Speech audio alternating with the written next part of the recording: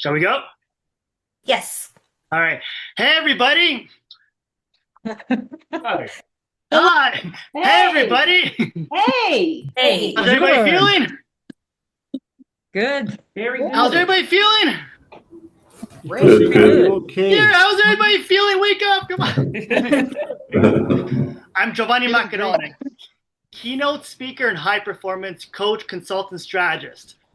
I find out exactly where a client's getting stuck with their subconscious identity, values, and beliefs, and I break them so they maximize their performance and the bottom line. This is mindset coaching. By show of hands, who thinks mindset coaching can really help you and your clients? By show of hands. Yeah, be honest. Okay, good. Okay. So people come to me when they or their clients feel stuck in career or business and they want results. And you know the number one reason I found, which is keeping them stuck?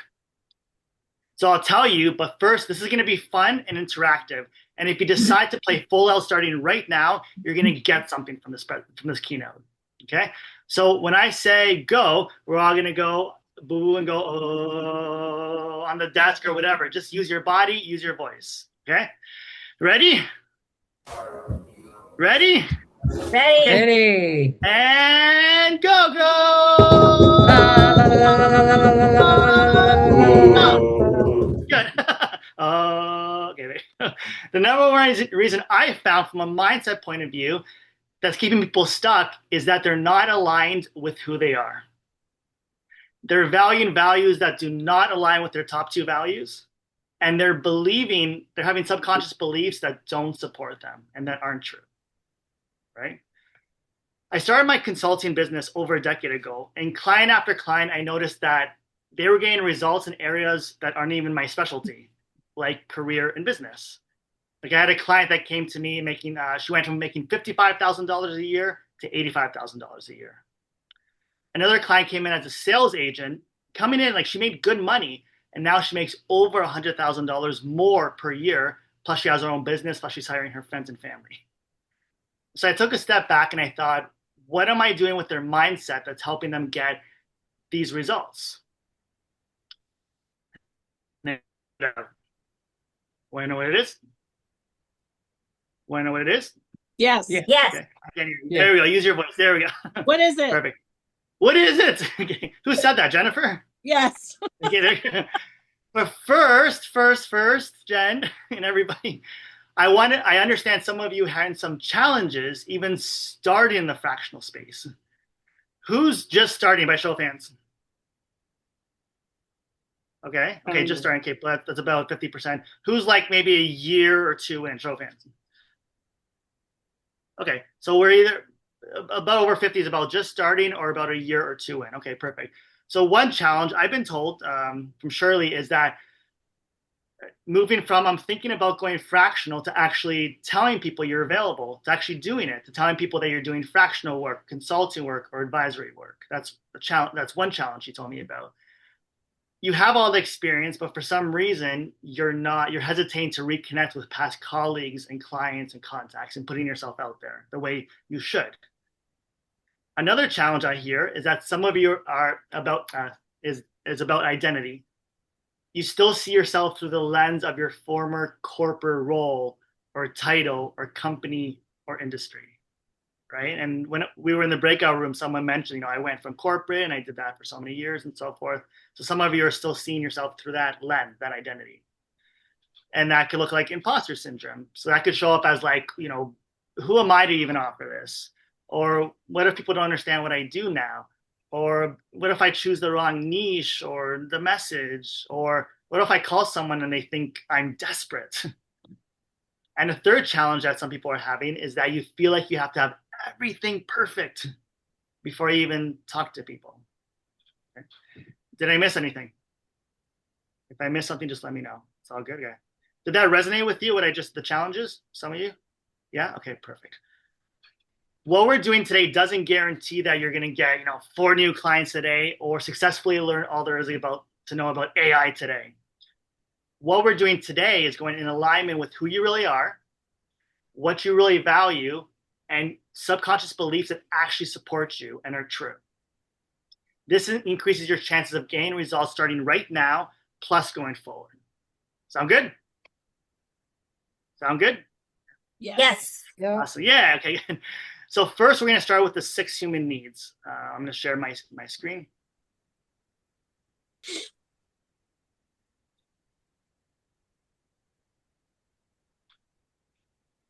There we go. So can everybody see the 6 human needs? Yes. Yeah. Okay. So these are specific emotional states that we must and do experience 24/7, at least the first 4, 24/7. Any thought we have, any belief we have, any story we tell ourselves, it's because we've associated it to meet one or more of these 6 human needs. Okay? So we'll go through them together. So the first need is the need for what? Certainty. Certainty. Oh my God. There we go. I'll do it again. The first need is the need for what? Certainty. Certainty. Perfect. So certainty, to feel secure, a certain amount of security, safety. You have a roof over your head. You have food on the table. You have money in the bank. Your health is in pretty good condition. You have a certain level of certainty. Does that make sense? Yes. Perfect. Nice voice. There you go. This next need is the need for Variety. variety. So that's the opposite. You need something that's new. You need something that's different.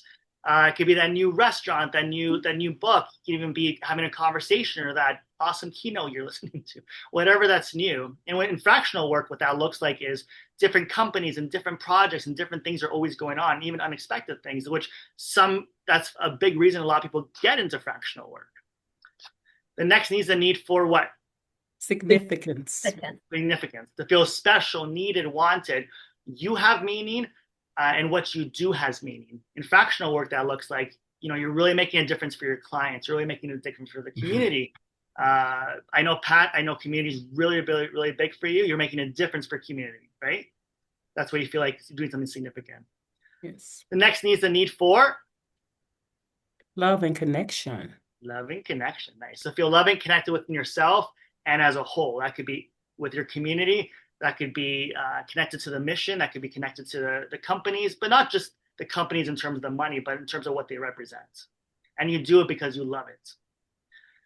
Okay. And the next need, the next 2 needs you don't have to meet, but when you meet them at high levels, you feel fulfilled. So the next need is the need for Growth. growth. Okay. So we'll do it together. The next need is the need for Growth. growth. Yeah, awesome. So if you're not growing, there you go. If you're not growing, you're dying. Everything in life, including your business, including yourself, it's always about growing. And that's where you feel most alive. And when you grow, you have something, and then you can meet the next need, which is the need for Contribution. contribution. Okay. So this is big for you, isn't it, Joanna? Contribution. Am I right? Yes, Yep. it is. And I'm sure it is for at least half of us here, if not more, because we really want to, give and make a difference. So we tend to value 2 above, or so we meet at least the first 4 24/7, but we tend to value 2 above the rest. So right now, think in your head or even write down what you think your top 2 needs are. Which 2 needs you value the most? And I'll give you a bit of time.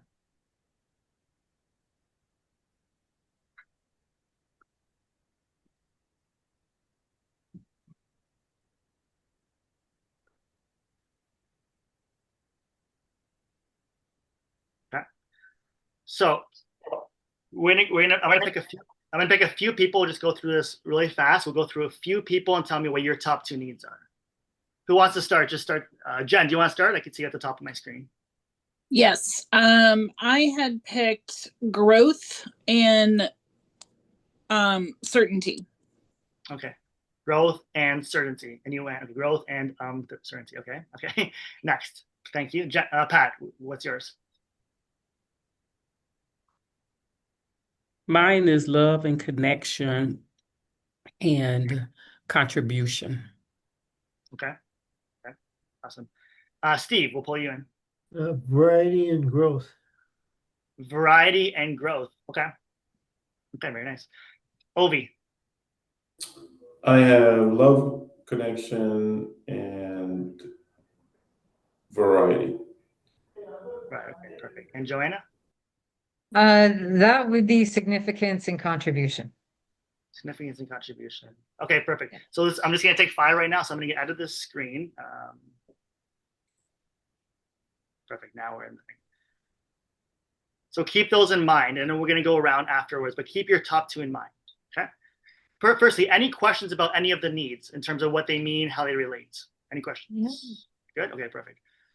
So for people who have significance in their top 2, and Joanna, I know you mentioned that, and I'm sure maybe a few other people have significance in their top 2. I'm going to show you what I believe. Sorry. Who has significance in their top 2? Well, raise your hand. Like okay. So just 2. Okay, perfect. So you 2 and anybody that you know, I'm going to show you what I believe is the most common pattern in the world amongst humans. Everybody's biggest fear is that they're not enough and they won't be loved.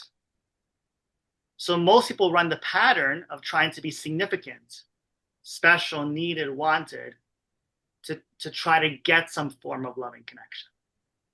Okay? You could do this by being the helper. You could do this by being the achiever. You could do this by being like the individualist, so different and unique. You could do this by being the fixer, which a lot of founders, especially in a certain post-Series A, post-Series A, they still have this fixer mindset because they get significance that way. Does that make sense? Mm-hmm. Okay, perfect. And it's totally understandable because love is like oxygen for the soul. And when we're not feeling it, we do anything to try to get it, try to experience it. True or false? True. True or false? Good participation. Okay, go on. Okay. True. True. There you go. Awesome. And most people value significance because they think that's the way to get it, Mm-hmm. right? Because if you're so cool and achiever and you help them so much, they can't help but love you, right? But the way to change how you feel, your energy and your focus, especially in the beginning of your fractional business, and even the first few years, just anywhere through it, is to value loving connection above significance. Okay. Another way of saying loving connection is love and passion. When you do what you love, when you do what you do because you love it and you are passionate about it. Yeah. Okay. Right? Who said yeah? Well, who was that? I did.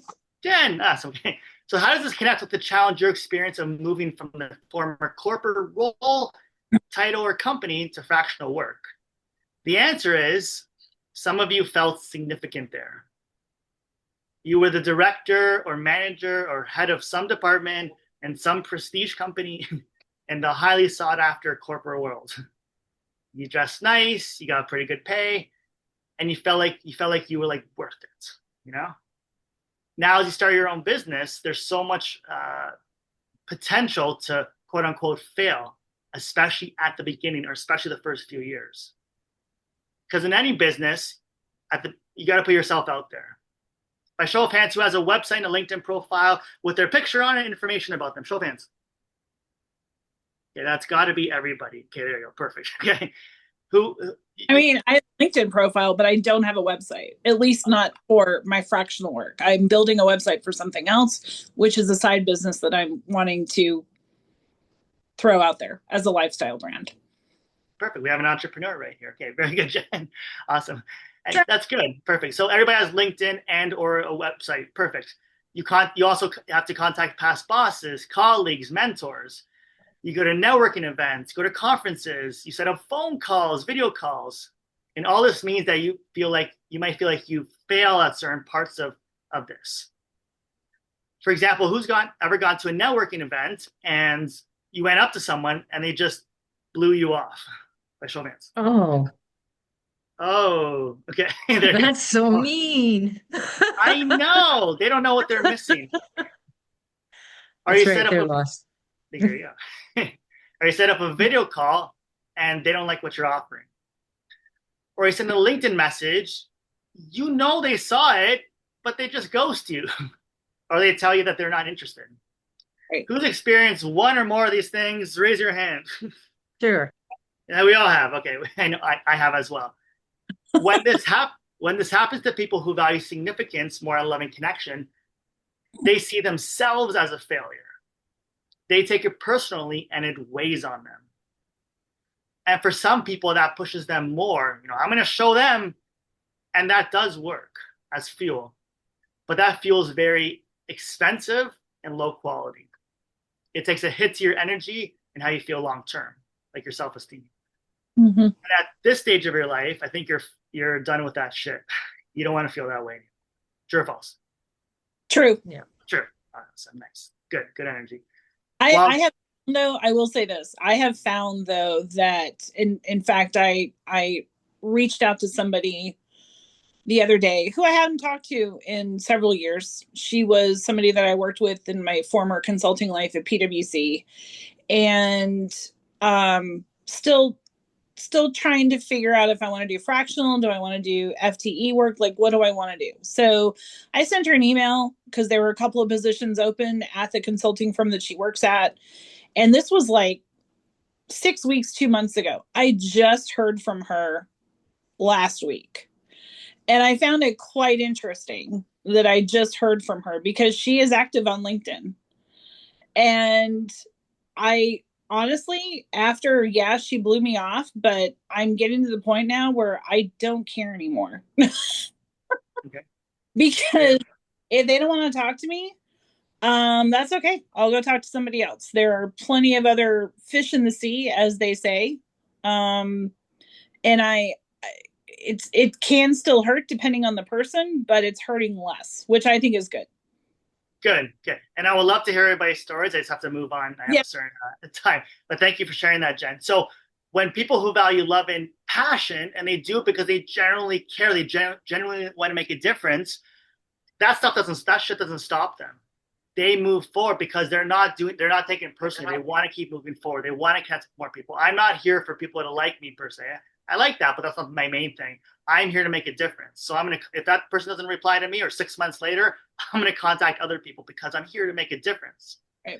Think about when you help a close friend or someone you love. You're not thinking about how significant that's going to make you feel. You're focused on really making a difference for them long term because you care, and that's who you truly are inside. True or false? True or false? True. True. Awesome. Love and passion is the long-lasting fuel that keeps the candle bright, especially as you navigate through the beginning stages of your business. Yeah. What about those of you who had certainty in your top two? By show of hands. Oh. Certainty in your top two. Was it Jen? Yeah, Jen, I think you said growth and uncertainty, right? Yep. Okay, so they're opposites. So that's not right. There's something that's not actually in your top two. There you go. But I'll show you. So people who have certainty in their top two, this is killing you and your business. Certainty is a need, and we need a certain amount of certainty to feel calm. The thing is, most people overvalue certainty. And in fact, in North America, most people value significance and certainty in their top two. And most people in North America are not successful and are not fulfilled at the level they could be. By show of hands, who feels like you have to have everything perfect before you even talk to people? Show of hands. Okay, a few of us, and some people who are too shy to put their hand up. I can see that. Okay, but in your past corporate role or title, company, industry, but at least, you had a certain level of certainty, right? You may have not liked everything about the position, but at least you knew what you were doing, most of the time at least. And at least you knew that you would go in on a Monday, you would work your week, take your weekend off, and you come back, and Monday would be there again, and your work would be there again, and your job would be there again. No marketing, no selling, no wondering if a client is going to pull through or not, no trying to network on LinkedIn. So if you're feeling uncertain, like at the start of your business or in the current economy, you want some certainty, right? Mm-hmm. I feel there's and I know exactly how you feel. I've been in that position at least twice. And there's a little more to the story. First, let's get some untrue beliefs out of the way. Firstly, there's no such thing as absolute certainty. Right? Yeah. I'm uncertain. What you thought would always be there is not there anymore. Things you never thought would be there are now there. Things change that you never thought would change. Things that you predicted something, but something new comes up. And we all experience, especially if we're at a certain stage of life. Second, nothing is secure. Right. I repeat that. Exactly. Nothing is secure. There are jobs and projects which may seem more secure, but nothing is secure. Yep. So what do? Constantly learn and grow. The need of growth. If you want to live a fulfilling and exciting life and have the freedom that you always dreamed about at this stage of your life, it's not certainty. It's to actually always learn and grow. Mm-hmm. Then when you grow, you have something to, Joanna, what's your top need? To Contribute to. Contribute to. There you go. Yes. Yeah. And it could be even to your kids, grandkids, clients, friends, whoever it is. Don't be one of those people that are like, they just retire at 65 and like finally I could be free. If they don't grow anymore, they're not free. They're slowly dying. And that might not always be physically, but that could be emotionally and mentally dying. You can now make your 40s, 50s, and 60s your best years of your life, where you're always learning, growing, and giving back in ways that you always dreamed about before, and making a lot of money doing it. So let's go back to the 6 human needs. Did everybody write theirs down? Okay, so I won't pull it up because I want to see everybody's faces and the time as well. But I'm gonna work with someone. I'm gonna consult somebody, and let's see if you're in alignment. And if you're not, I'll start doing a little bit of breaking the subconscious patterns or beliefs to go in alignment with who you are and to get more success in your business and within yourself. So who wants to play? Show of hands. Everybody's like, Sure. Who's sure? Joanna. Okay, Joanna, yeah. Okay. So you say your top 2 needs are? They are significance and contribution. Okay. So now, good. Now what you learned today, is it that you really want significance or that you really want love and connection? I think everybody just wants to be loved is what I got from that. I think the significance where I'm coming from for the business and my work is if I'm doing my work in HR properly, and it's applied appropriately, then it works for the client, then that's all I want to know. That to me is significant because it means that it's a change, it's improvement, and then helping them adjust to whatever that change is. Or maybe there is no change and then helping them manage that there is no change, right? So whatever impacts my clients is where that's where I separate it from the love/connection. I would say if there's ever a need there, that's the hardest one to break away from, going from corporate into being a founder of your own business, which when you say contract interim or fractional, I'm old school. I say temp, I say contract, I say part-time. It's the same thing. But I know I was going somewhere with this. Right, setting boundaries. So the love and connection part, that's the hardest one I found when I started 5 years ago, March. This is my anniversary date. And then the second part is contribution. When you hit that plateau and you are secure enough in your knowledge and your expertise to be able to give it back. So it's almost a loop cycle for me anyway, in what my needs are. Significance contributes, continue on cycle. So. Okay. Perfect. Thank you. So you shared a few things, and I want everybody to listen to this because Joanna shared some things through the lines that a lot of us experience. So Joanna, do you feel like you're like a natural helper? I don't know if I'd say helper, but I want to provide. Oh gosh. Yeah, that sounds even worse. But no, I know where you're going with that. I would use a different word, but I want to help people. It sounds really cliche. So I like supporting people. People have goals because I know how to achieve mine my way. And if there's something in my toolkit, whether it's professional or personal development, overall development, wellness wise, I am more than happy to share or get the good word out about other people as well in the work that they're doing. So, but you're not a helper. I like to say use a help. different word. I mean, it's how else are you going to learn, right? Like to step in and that's the problem in HR. Okay. We tend to step in. That goes back to setting boundaries. When you leave corporate, nobody's going to tell you to step back or push back or, don't follow up so much and let them hold themselves accountable. But if nobody's told them how, that's the whole cycle. But that's where we HR people get work, don't we? So we're not complaining too much, but sure. No, I'm not a helper. Okay, So, Joanna, you said something. I want everybody to listen to this. That I did a presentation recently, and after reviewing it, I figured out another pattern, and this is one of them. Who here has ever crossed their boundaries, like gone over their boundaries when they said yes when they meant to say no? Show of hands. Okay, yeah, okay, not more than a few of us. Now, some of us get to a stage in life where we're like, I'm not going to do that effing thing anymore. I'm gonna focus on just doing a good job, and it's like me, not me, but I'm not going to try to give, like overgive anymore. So they start focusing on significance or certainty sometimes. So I do not believe you should overstep your boundaries. No. When you are connected to, when you live at a loving connection, you're not trying to do that trade. I'm going to give you so much and put you first and all your needs first, so you can't help but love me.